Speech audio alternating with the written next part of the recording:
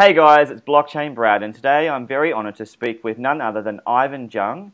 Ivan is the CEO of a very exciting blockchain project called Merculet. If you don't know much about it, we're going to find out all about it. We're going to unpack it, we'll explore it, we'll look at all the aspects of it. But thank you very much, Ivan, for being on the channel today. Hey Brad, nice to be here. It's great, and we are very respectful of your time. We understand you're in a hotel, so thank you very much for being here tonight. Ivan, so the title of your blockchain startup, or perhaps more the slogan, it says that you are the Chief Growth Officer of Global Entrepreneurship, and that you are trying to maximize the internet of value by becoming the ultimate solution through implementing users' attention to enterprise growth. Now, there's so much to unpack in that. It's quite complex, and we're going to do that. But probably the best thing to do firsthand is to discuss, probably the best thing to do firstly is discuss yourself, in terms of your credentials and why you are so well suited as the CEO of something so complex like this. So what have you done, Ivan, and why are you so good? Before that, let me introduce a little bit about myself. I graduated from computer science, and I used to be a software engineer from HP and SAP. Right. And I started my own business 3 years ago. And our company is mainly to help those mobile applications to grow by acquiring new users, retain them. And actually, that's the first time I start my business. And software engineer, we have a lot of weakness to when we really start a business. Right. So, for example, the business definition, the problem definition, and how the business world is running, and everything actually is brand new to me. Right. So I spent a lot of time to learn and to know my limitation, and later. Finally, I find the fact I'm the limitation of this company. So I need to start. Because, before I start my company, I even don't talk a lot. Right. I'm very shy. But after that, I started to talk with everybody, just to understand the industry, understand what the entrepreneurs they are doing, and what's the limitation of their industry and what they need. I see. So and sorry to interrupt, yeah. Ivan, but what is interesting also, you mentioned you're shy, but certainly you are a core leader and CEO of this company. And in doing so, these are some of the things I noticed that are outstanding. You have been a chief engineer of SAP, which was the first Chinese representative for the SAP Cloud Acceleration. You also have been a core leader for Hewlett-Packard in China. So you've done some pretty amazing things, and you've also talked to over 1,000 entrepreneurs in the last few years. So yes, you might be shy, but you've also founded Magic Window. So you do have the credentials to be sitting in this seat, and that's the main thing. That's what we wanted to find out. So thank you for your intro. But let's now talk about the business of the day, and that is Merculet. So essentially, Merculet is quite complex, but could you simplify it by telling us firstly, what is Merculet trying to do fundamentally? Fundamentally, actually, our goal is the same, to help those entrepreneurs who want to change the world, who want to provide the best product to survive and survive better. Because in the last few years, all the resources actually is going to these big guys, those giants from Silicon Valley, like Facebook and Google. So entrepreneurs, they spend a lot of money on the channel, on the media, on the intermediate man, and they got some irrelevant users. So what Merculet is trying to do is to bring a new method of growth and a new relation of productions to the whole entrepreneur's world and make the user get value. So the key point is user must be part of the product creation. User must be part of the product value field, and the user must be rewarded for what they have done. So that's what Merculet is trying to do. Okay, so you want to bring the user into the conversation of benefits. That's fantastic. And clearly you mentioned the keyword of enterprise, but you also alluded to more access, a much more vast access, decentralized, in fact, for enterprises to really capitalize on the buzzword, which is attention. So let's talk about that firstly. Why is attention a key aspect of your design? Actually, attention is a start point for us to to bring the value between the user and the entrepreneurs together. In some kind, it's a kind of a consistency. How a user contributed to this product and how user is contributed to the service. We couldn't find another better word to describe it. Basically, attention basically stands for what a user is doing and how it's contributed to the product itself. So that's a key.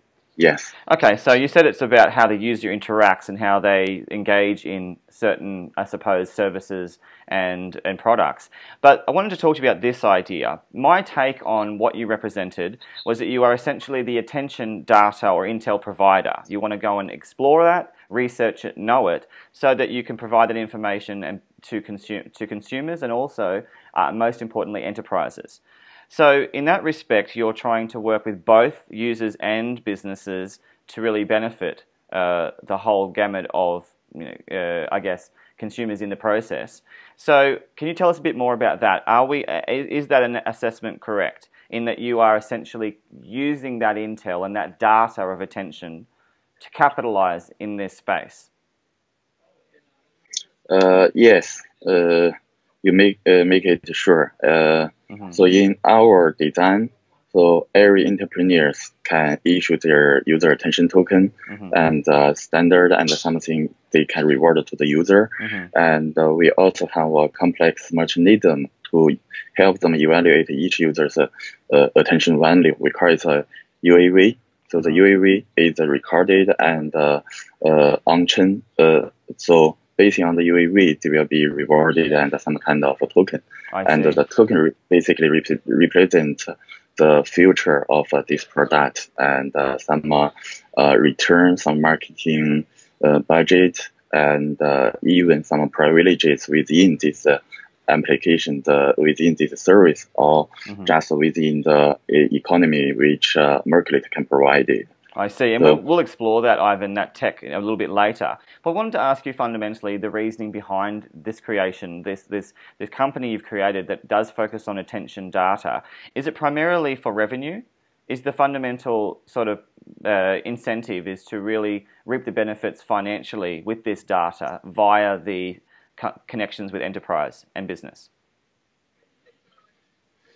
No, actually, I think this is a brand new world, and from now on, once we apply the Merculet technology, help all these kind of entrepreneurs transform to a token-driven economy, we can rebuild everything you see today in mobile internet, right? Right. Because every entrepreneur has their token-driven economy, and we connect them each other. So there are a lot of new kind of commercial thing or how you can make money. For example, so you can build another layer on top of those connected token-driven economy, which is an open data platform where user can determine whether they want to share their data or a new advertiser network, a new content network, and something like that. So, and the first step, actually, what we are concerning is how fast we can turn as many as entrepreneurs into the new kind of token-driven economy. So that's our first concern, and we do believe once we finish this kind of transformation, we will get a brand new world, and in this new world, everyone gets their piece. I see.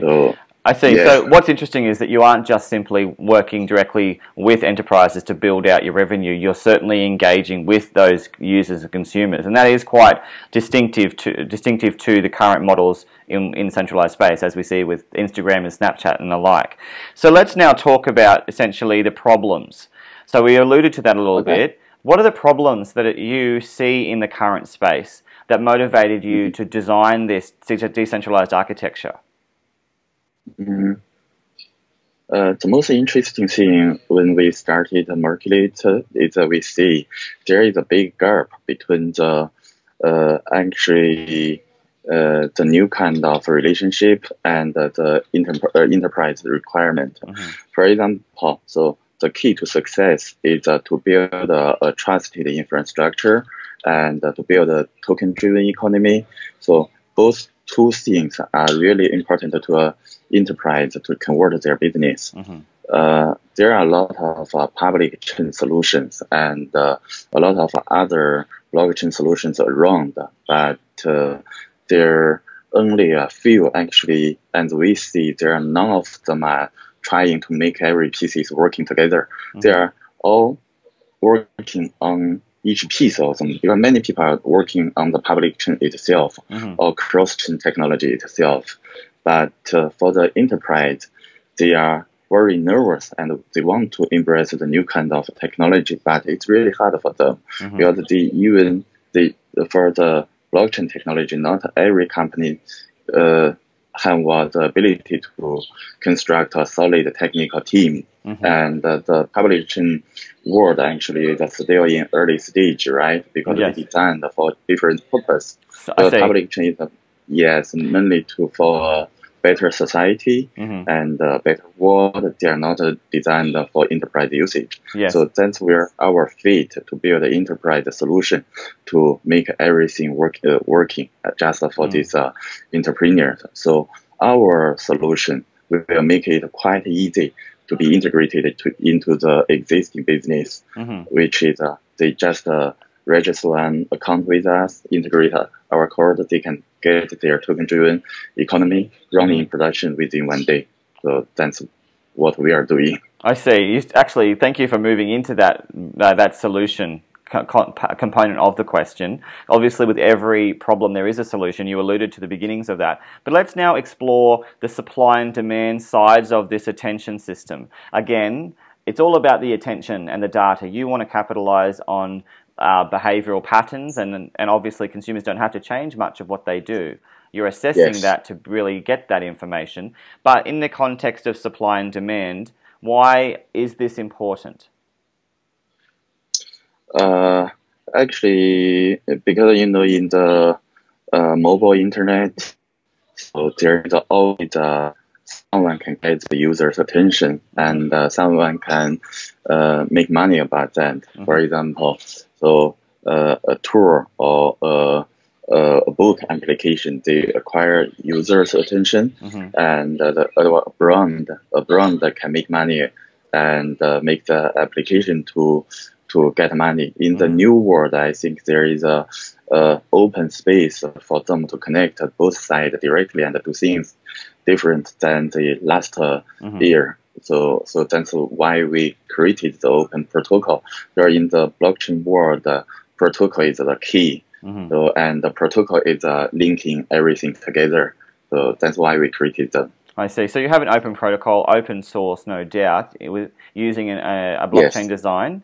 That's exciting for people to access. But the thing is, Ivan, it also explains in your information that you claim that you are essentially trying to transform the Internet of Information through to the Internet of Value. And that's a really important term. It repeats itself over and over in your literature. So can you tell us a bit more about what this conversion means, essentially, for the consumer and the businesses, in terms of why Internet of Value is so important? Yeah, actually, this is a very, very key concept. Every entrepreneurs, every consumers need to understand. So some other people might focus on the attention, but attention is just a start point, and it finally can be capitalized and measured and rewarded and token. So token is a key, and the token has a lot of meanings. Basically, in the next generation, we see the production model need to be changed. So in the last year, you define your product, you promote it on the channel, you get a user, and you can't retain the user. Then the last model. So what's new and what's key is you can define the product together with those who trust you or you trust, and make them be part of the product, reward them as a token. The token is basically recorded on the blockchain, and the value. The value is not like only representing money, also some kind of privileges and what you can get from the economy, like some special functionality or something like that. I see. That's what we see. That's value. So and this kind of value is not like the information is just a display and disappear. It's stored on the chain. So even this entrepreneur and this kind of application dies, this kind of token is still exists, and you can still define it and something graceful or something useful for the user. So I see. That's what we see. Yeah. Well, Ivan, thank you for explaining that the token is the key feature of the value point. But let's explore that now. You are an expert in these three new components. And so obviously, firstly, we have the attention value network. We know it now as the MVP. But inside that, there are three components that you and your team have designed. The UAV, which we'll explore, the UAT, and also the open content platform that you mentioned. So let's explore those three concepts to better help the audience understand, starting with the user attention value. Obviously, there's a specific comment you could make about that in terms of why it was key as one of the three features.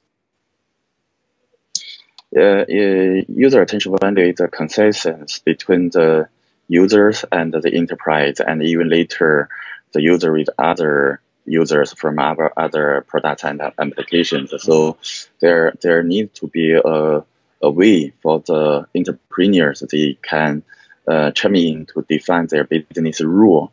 So what kind of user behaviors is good and valuable for their business, and they also need to do some complex evaluation if this is a real user or fake user or something like that. For the user attention value part, the key point is to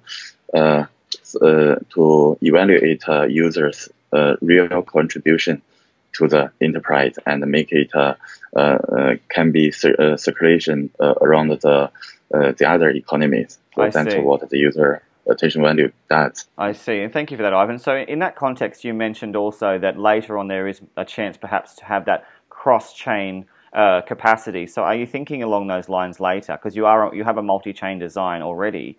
Are you going to potentially interoperate or engage via connections with other blockchains and protocols later? Yes. I see. That's exciting. That's going to be very imperative to the web design. Yes. Because the attention converted to a UAV, the user attention value, and be rewarded like user attention token, they all represent the current enterprises, the economy, right? So with our help, there will be a lot of this kind of economy. So they need to be connected to each other. Besides that, there are also a lot of other economies already built. They may not build on our technology, but they do useful to connect to the users and connect to the enterprises. So we also have a lot of interfaces, a lot of API, a lot of protocols to interact with other kind of economy, token economy, even they are not built by us. So the only key, yeah. So Ivan, that is something that really could set you apart. You know, obviously having evaluated, and we'll discuss this later as competitors, but the fact that you can converse, you are conversant at a protocol level with other potential protocols and essentially enterprises, that's going to set you apart potentially. Let's talk about now your user attention token, your UAT, with the specifics of it and why that is important as another component. UAT actually representing enterprises, how they want to reward their users, how they want to work with their partners. So basically, I define it and a base, and they need to announce to the world, hey, here is my user attention token, and we have such quantity, and how it's generated, how you can get this kind of token. So make it quite transparent and open to the whole world, to their user, to their partners and potential partners. So that's the way how it's doing. And once they finish the design, because each token can have different rules. For example, it's a fixed amount or not. Do they increase it every year, and do they reward it and fixed amount every day, or something like that? This is quite important and quite different based on the application or the product itself. So it's important. Once they get it defined, they also need to connect the user attention token to the user attention value, which we evaluated for them. So they get the user to hold their token. And the next step for them is to work with us, actually working with the platform to increase the users' interest to hold their token, to get their token. And once they want to get more tokens, they need to do a better job for you. Right. So let's talk about that, Ivan, with the third step or the third component, and that is your open content platform. But what is interesting is that you mentioned something very key for enterprises and business as a solution. You allow for them to customize their design and their what they intend to do using your technology, so they can negotiate with you how they can better use this attention facility. So now let's talk about the platform itself. Obviously, the platform refers to you being a blockchain technology, to you being a base level. So let's talk consensus. Let's talk about whether or not you are your own blockchain design as well. Okay.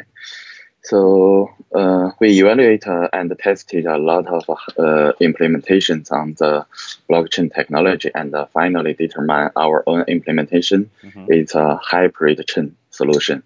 So the underlying one is we built on top of Ethereum because it's very safe, and it's kind of representing the freedom because it's very safe, right?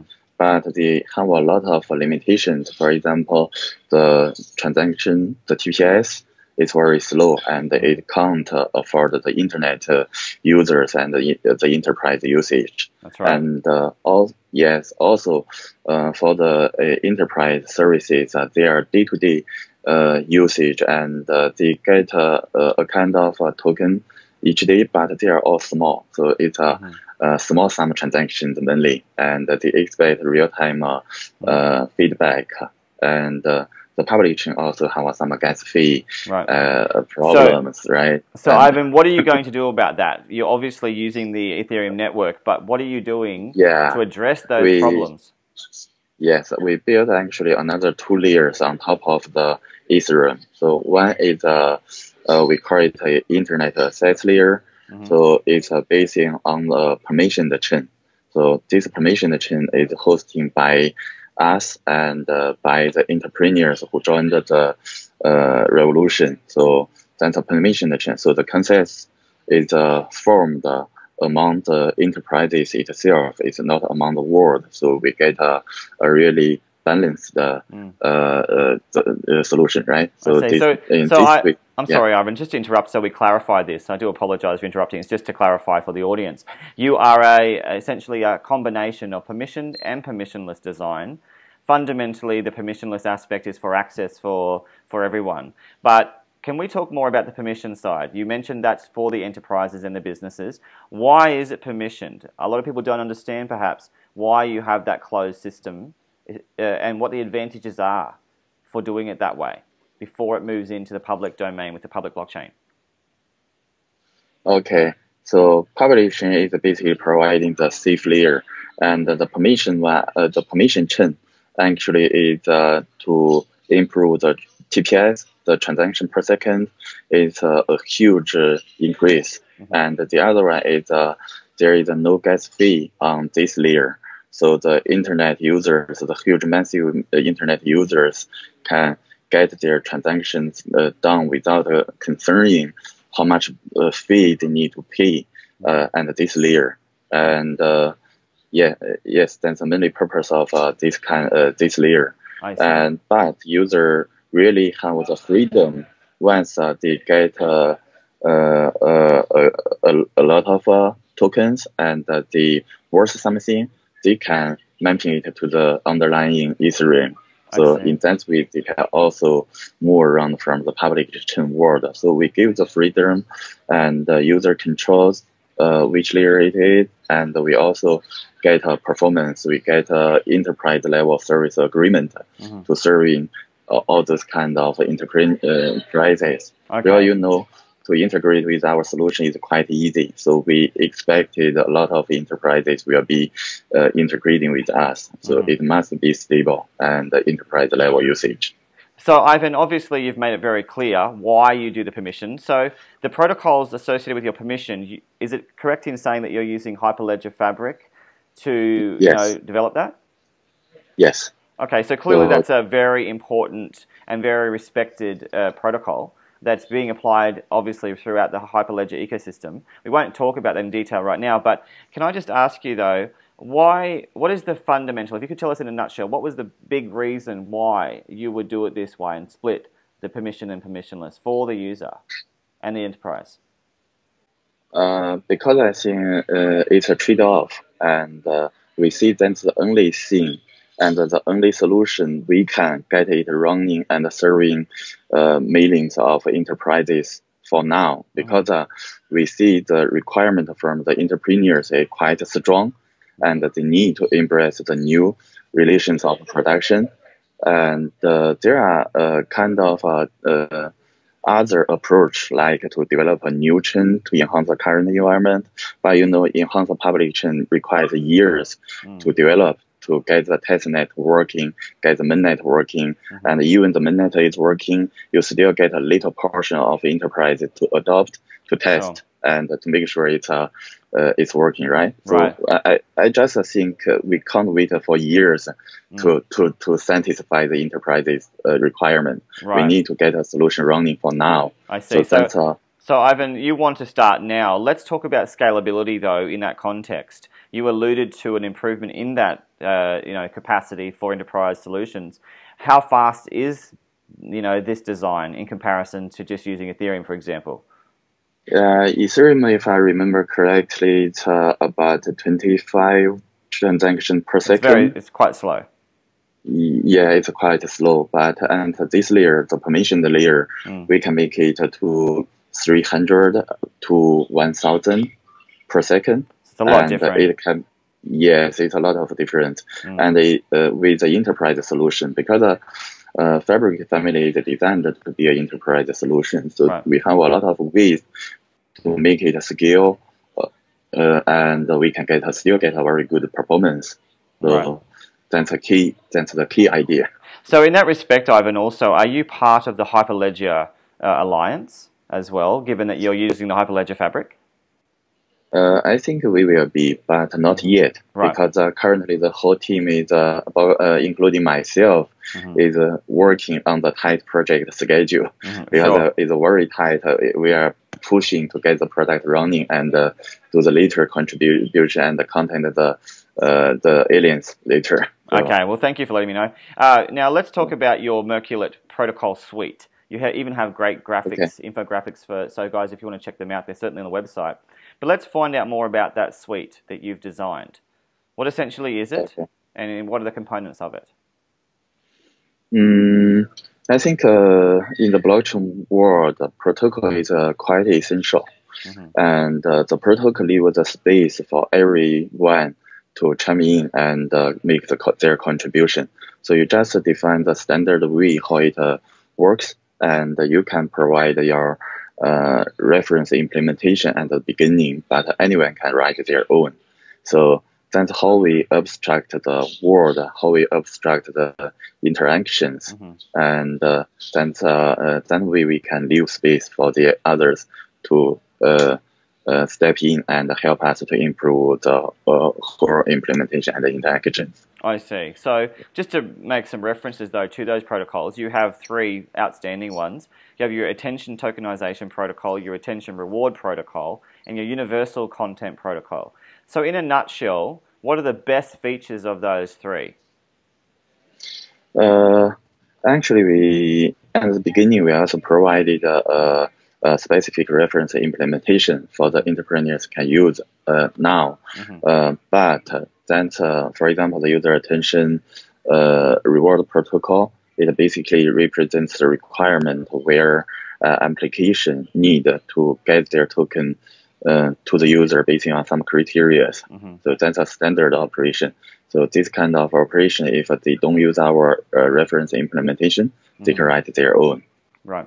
So that's quite exciting because obviously there's incentivization built in. So what about your universal content protocol? Actually, the open content platform is very interesting because the first step, we want to turn every business into token-driven. Right. After that, you can see in the last few years, the attention source is most from content products. So there are a lot of content creators, and they attract a lot of attentions, and a lot of applications and the products that require some kind of, so a lot of applications require the content in their applications, but they just don't have enough time or enough ability to get the content authorization, to get the content running in their application. So we basically created a very open, it's a fully open content platform where the content creator can contribute their content to the platform. I see. And, so quite a transparent design, which is great. Yes. So Ivan, I'm sorry to move through, but there is quite a bit to get through. We wanted to talk about now your track record. What is interesting is that you have been caught on camera talking about your track record. In fact, having 3 years of experience in the specifically mobile business space. Yes. So can we talk about that and why that's so important to what you're doing now? Because the last 3 years and now we share the same goal, just with a different scope expanding. Now we are global. So the last 3 years we built 2 products to help the mobile applications to do the growth. One is a mobile SDK product which embedded to the iOS and the Android application. So we call it a deep link product. They are trying to resolve some mobile traffic reallocation problem. For example, if you share a link on mobile, when you click that mobile link, we can bring you back to the application and just within that article exactly. So then we can increase the user experience and increase the application retention. So the other product we actually build is a B2B content distribution platform, which is quite related to the open content platform we are doing now. Right. So those 2 products are trying to help this mobile application growth. Right. But as you see, last few years, all the resources are going to these big guys like Facebook and Google. So we're still trying to learn and find a new solution which can change all the things quite differently, which finally we found it's a blockchain technology and the economy. So we build a solution and we call it a Merculet. Right. So and Ivan, I did want to ask you, obviously that time you've spent in the last 2 years has been imperative because in that time you've learned how to develop key solutions and arguably turn it into a business. So have you had revenue? Have you been successful in that enterprise before you started this decentralized venture? Yes, it's quite successful. Okay, well that's important because obviously we are looking at, from our standpoint, understanding you, we want to know that you have already got a platform. You've established something as a system in place. Actually our solution is widely used in our country. It's more than 3,000 applications they are using our solution. And for the content distribution one, I think we have more than billion content impressions, and we make money based on the advertising behind of that. So right, so that's an asset you're bringing in that perhaps many, if not very few, let's say, could benefit from the current business models you already have to really build out your next plan. Okay, that's great to know. Let's now talk about your competitors, Ivan. It's mentioned references of Snapchat and Instagram, obviously for the reasons of attention data. So let's talk about 2 things. Let's talk about the centralized competitors, but most importantly, any decentralized competitors that you know of that are trying to do something similar. I actually not aware of any of this, and I also have a different opinion about the competitors. Okay. Because I think for the Internet of Value, for the blockchain new world, I think it's a quite new and a brand new world. For this new world, even we are doing the same, I think we are contribute to the new world. We need, and actually I think we need a lot of how to say, competitors to work with that together to make the new world better, right? So Because perhaps not competitors, but more collaborators. Yes. So we are quite open. Everyone, and you see, for the blockchain world, there is no barriers and no boundary of the countries or something like that. It's quite wide and very big world. So you need a lot of collaborators. So you're not worried about those who are doing something similar because it's still a very nascent. Yeah. Okay, that's because it's a nascent industry. But I think that in years to come we'll have a different conversation, because if I ask Google this right now in comparison to another company, let's say Yahoo, they certainly would regard themselves as competitors now. But you're arguing that because it's new and it's a nascent technology, that's not the case. So I think that's a fair call. What about attention data, though, with regard to, let's say, Snapchat, Instagram? Are you trying to really tap into that kind of market and take it away from centralized models into a new decentralized space? Yeah, I think we are not doing it by ourselves, but we will empower some partners. So for those who can provide a better, customized, personalized user experiences, I think we will work with them together to build a diversity new world. Well, that's a perfect segue. Let's talk about that. Now, partners are really key. You have a lot of experience with Magic Window, which is an exclusive strategic partner of yours. And you have many other partners, for example, LX and Solo Ads. So these strategic partners are very important. Let's talk about them first, Ivan, and then we'll delve into all the partners you haven't told the world about. Okay. So the LX, they are quite good as a game distributor around the world. They have their business among, I think it's more than 20 countries. So they have a lot of experience in how to do business among different countries, which is really good for us. And they do share their business resources across the model. And on the other side, on the gaming, so we are also creating some new experience based on our integration, based on with our token. So I think more details can be released later, and you will see a live product. So that sounds not very far away. That's good to know. How far away are we talking? Just a few months or less than that? I think per our roadmap, it's by the end of June, but we are trying our best to make it happy earlier. That's good. I think we can make it earlier, but I just don't want to push I appreciate that. So what about Solo Ads and Magic Window? Let's talk about those two. Solo Ads actually doing quite a successful model, especially for the advertiser field, and they also have a couple of products among different countries. So the seem like extra, they share their business resources there, and once we build the new attention network, they will try to define a new way to do the commercialization, and we can work together because the new world is coming. We need to build the new world with a very short time. So we prefer to work with those who really familiar with how to make money around the world, and work with them together to speed it up. I see. So did you do a lot of due diligence in deciding which company to partner with? Yes. Right. Yes. Actually, I think we also have a couple of other partners, but we just didn't disclose it now. So for now, that's just who we already know, and we already know they are doing good, and we have a very good relationship already. I see. Let's talk about Magic Window now, because that's something you had a lot to do with. It's something that you are doing in sync with your current project. So, how important has it been to have Magic Window back what you're doing?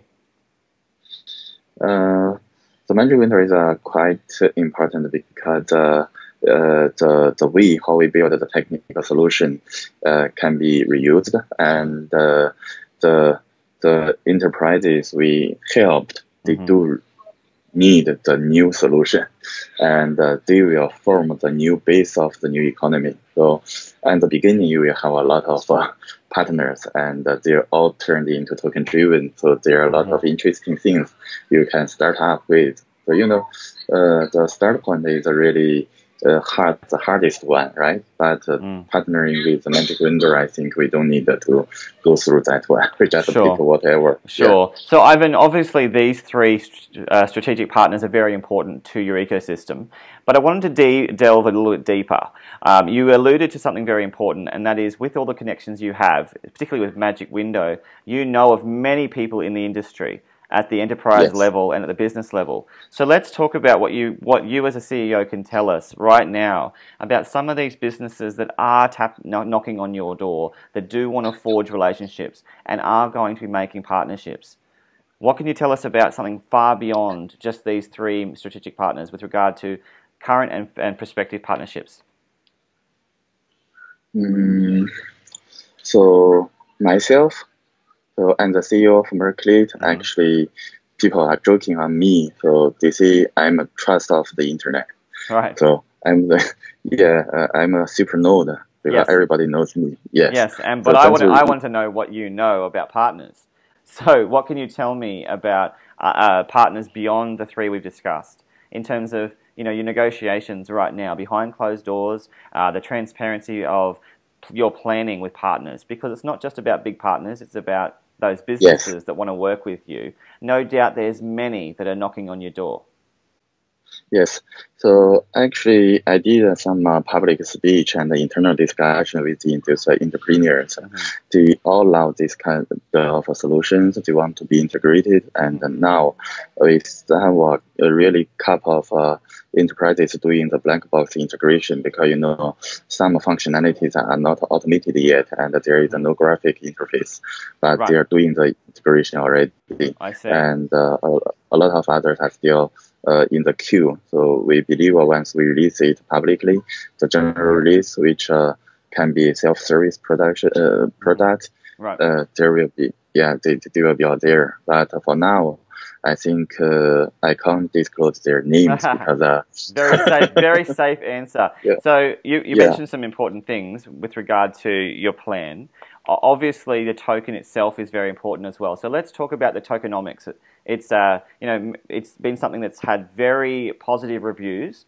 So in a nutshell, let's talk about your token distribution, your dates, and what will happen there with your with also your distribution model.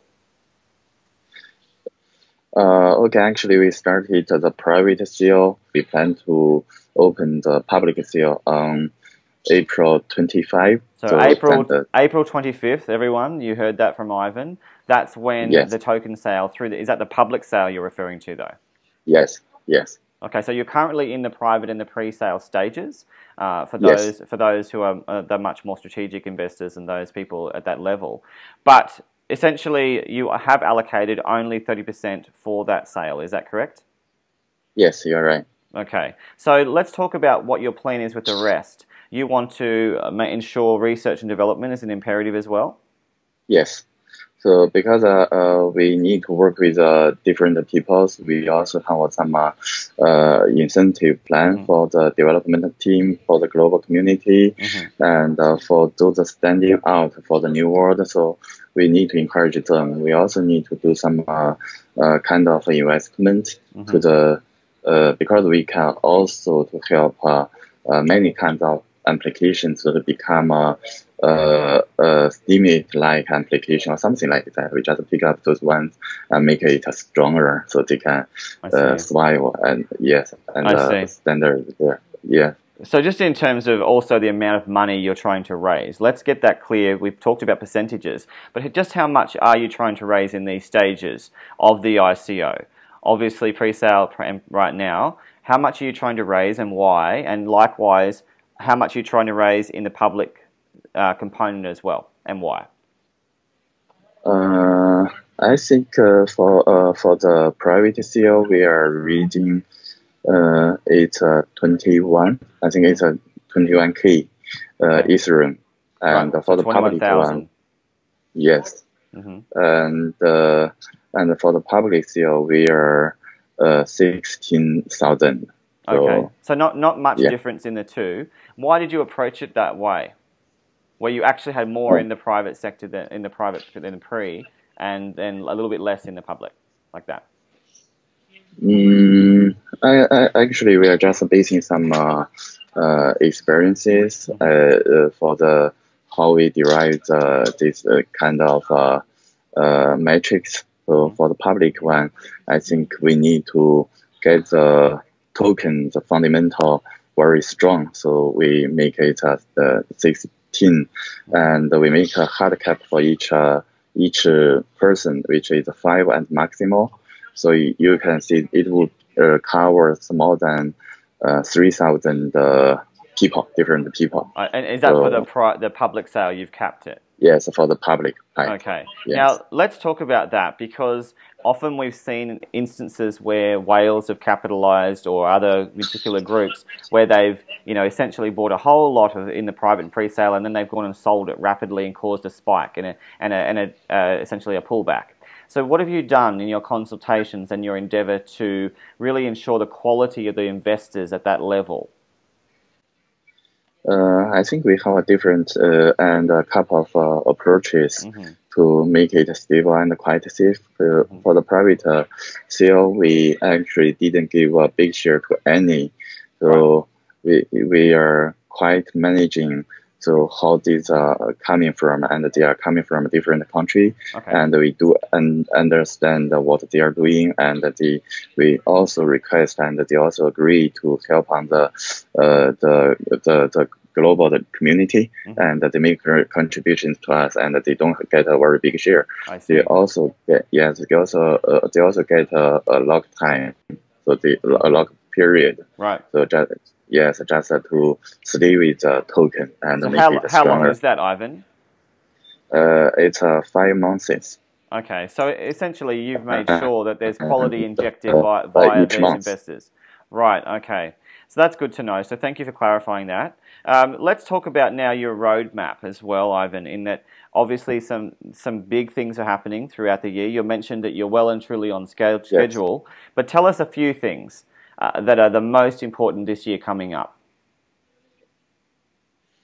The most important thing coming up, actually, the self-services version of a general release of the attention value network. So within next 2 months, I think maybe quite a bit earlier, so you will get a general release of this this attention value network. On this product, you will be able to issue your user attention token, measure your user's value contribution, right, and get user rewarded and get the token connected within a few clicks.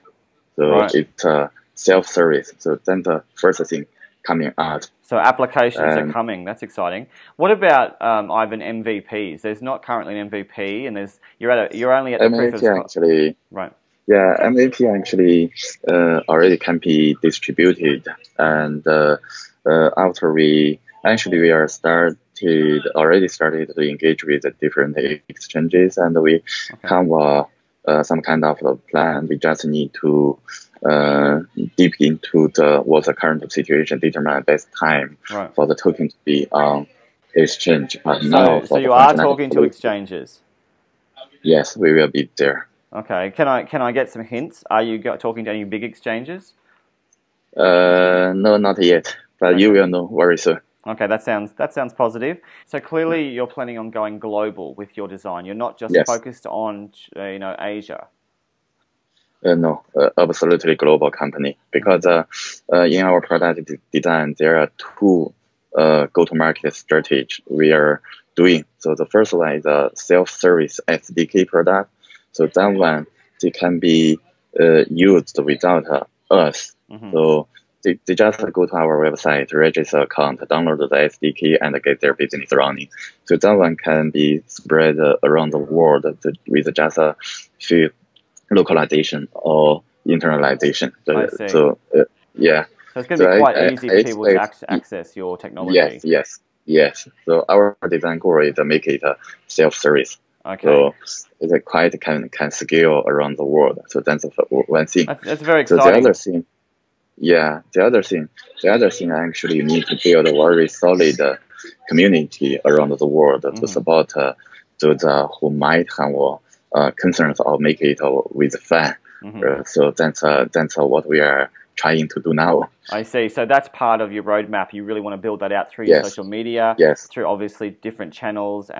So we wish you all the best in that process. It's not an easy thing to do. You are ahead of schedule, which I do really respect very much. So your team itself, let's be very specific. You have core team members that have outstanding qualifications. We don't need to go into them individual details, but just tell us, Ivan, why your core team is so strong and why they are so qualified or not to do what you're doing. I think people share the same vision, and we did a lot of collaborations in the past 10 years. Right. So our CTO actually is my colleague in HP, and we So that's we were Packard. Hewlett Packard, yes. So that's our CTO Shenjun.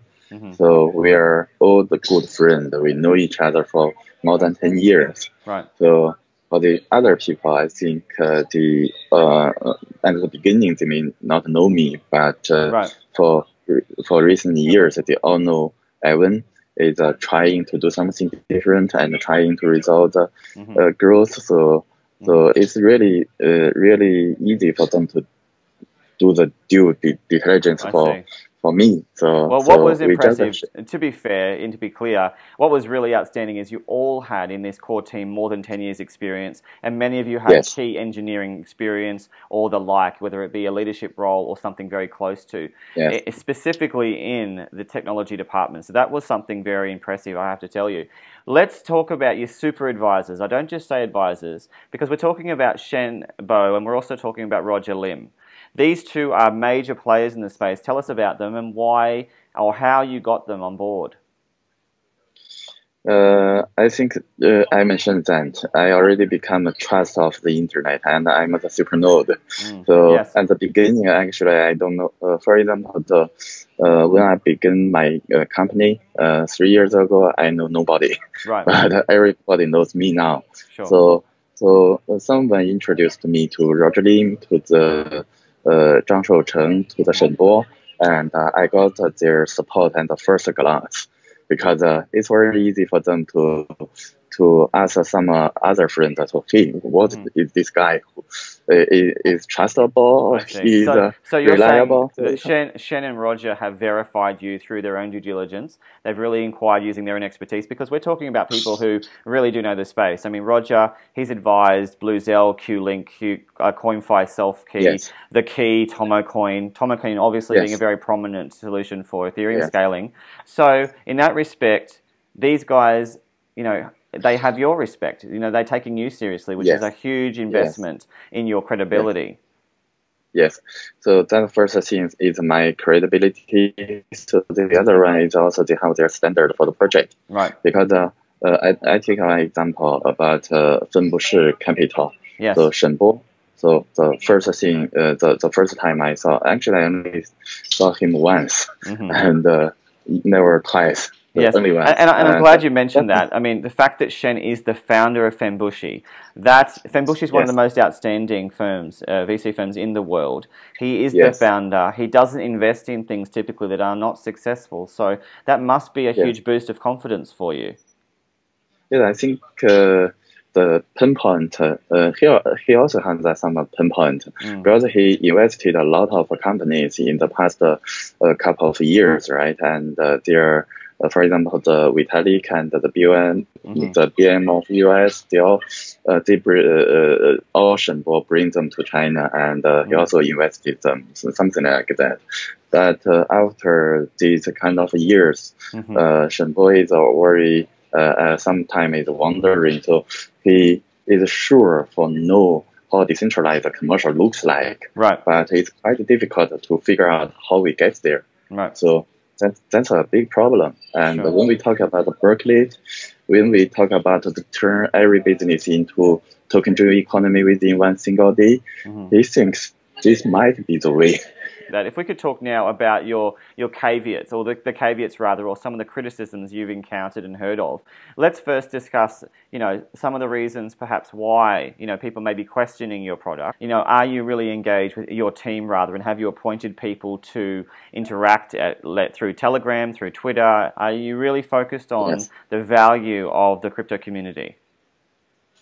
I'm actually learning how to do it better, and we have a weekly Q&A with the development team, and I did it once, and I feel it's good because community asks you real questions and you response, and after this kind of Q&A, actually we are writing a few more articles to addressing those questions raised from the community. I see. So, well, thank you for letting us know that. We do appreciate your investment of time and effort in engagement.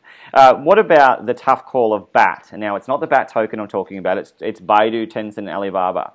Obviously, they have their own agenda when it comes to attention data because they're huge in China, very prominent, and arguably the force when it comes to media enterprise. So how are you going to win over, or can you possibly win over companies like that as you build out, and are you concerned that they might do something on their own? I'm not concerned at all because for the blockchain world, actually they enhance the personality and they enhance the customized services, something like that. So that's what we see. So as long as you can provide a personalized service to your customers and you share your future with the users and treat the user as a value and part of your product, you win. Right. And that's also our prediction for the future. There is no big companies. There are millions of companies who can provide customized and personalized services. And so that's your cohort that you want to focus on, is bringing those into the space. Let's talk about the big question now in terms of those caveats, and that is with regard to the potential for manipulation of attention data. So let's put it in perspective. Say I'm a consumer, I'm a user of your service, and I've learned a way to manipulate attention data to suit me. Have you thought about that in your design to really safeguard and protect the integrity of your system so it doesn't get manipulated and lose its value? So I think it's quite not very complex for us because for the user attention value, it's evaluated by a couple of rules and it's not a one-time job. Right. So we evaluate each device, each user, basing on a time basis. Okay. And for the backend data analysis and for the big data and some rules, I think it's quite mutual in the original, like the e-commerce world or something like that. I see. And we are also trying to build some very new methodologies on the blockchain, so we may bring other parties into this kind of user identification process. Okay, and so you're building in very strong security measures. Yes. Okay, and that's important to know. Now, if I asked you, Ivan, to tell the world who are listening about Merculet the key strengths, if you could reduce it down to just a few, what are your fundamental strengths that you would argue represent you and set you apart? I think the first one, we do have the ability, which will live online very soon, to turn everyone's business into a token-driven economy with one single day. So I don't see any others can have such kind of ability to do so. So that's the first thing. Right. So the second thing, and is that worldwide? Are you talking worldwide? You don't see anyone doing something like that other than you? Yes. Well, that's a big call. Yeah, I don't see. I don't see others who have this kind of ability to do things like this in a scale way, right? So that's our key strengths, and we will get it running very soon and make it worldwide. So that's the first thing. So the second thing is, and the Supernode, we already have a couple of years about the ecosystem build and how to do the operation about the growth field, right? So that's our key strengths. We already spent years and we already gained a lot of friends and a lot of experiences on that. Right. That's also our strength. I see. So, and last, but I think which is very important because we do see the future and we have a very strong belief of that. I So see. we are all in. We have actually, I think we have a dedicated team, about 30 people now Right. for Merculet, and we are hiring another 50 people more to just to build a better solution to make Wow. everything run there. So you're looking to hire another 50 people soon? Yes. I see. Well, Ivan, yes. that's impressive. Sorry, go ahead. Keep going. That was very interesting. Yeah, it will take some time because getting new people it takes time, but that's our target. And I said and I repeat it again. So we do see the future, and we do believe that, and we need to work with the best people, not just in house, but around the world, to make it happen for sure. Absolutely. Well, Ivan Jiang, the CEO of Merculet, it's been an absolute privilege. Thank you so much for taking time out of your evening in the hotel. I really do appreciate you unpacking the whole gamut, what is a very exciting project. Just to recap, you are essentially trying to maximize the internet of value by becoming the ultimate solution through implementing users' attention in enterprise growth, aiming to revolutionize through a decentralized approach how people can actually benefit from their attention data. So thank you very much for your time. We'll be following you as you unfold in your ICO process, and more importantly, as you become a strong business model for the future of attention data. Thank you very much, Ivan. Thank you, Brad.